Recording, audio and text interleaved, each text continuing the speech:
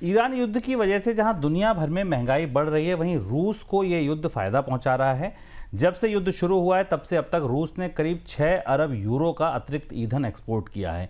युद्ध की वजह से क्योंकि तेल और गैस के दाम भी बढ़ गए हैं, ऐसे में डिस्काउंट के बाद भी रूस अपने तेल को गैस पहले से महंगा बेच रहा है।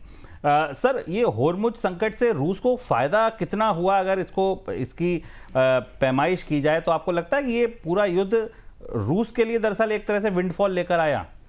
बिल्कुल विंडफॉल है रूस के लिए, और रूस के लिए केवल तेल में ही विंडफॉल नहीं, गैस में विंडफॉल भी आ सकता है। अगर यूरोप ने अतिरिक्त गैस की मांग की जो रूस बेच सकता है। वो समुद्र में ये जहाज घूम रहे थे ऐसे ही रूस का तेल लिए हुए, क्योंकि बिक नहीं रहा था, प्रतिबंध लगे हुए थे रूसी कंपनियों के ऊपर, इन्हें भारत जैसे खरीदार खरीदेंगे।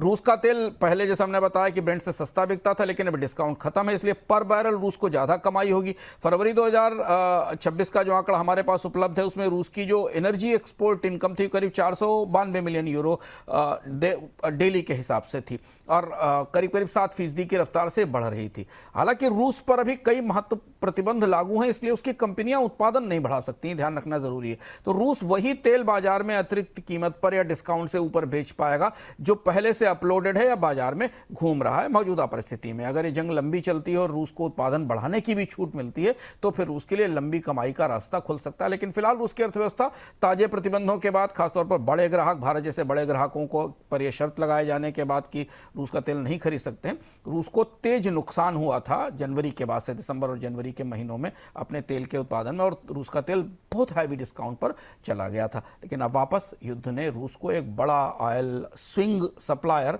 तो कम से कम बना ही दिया है।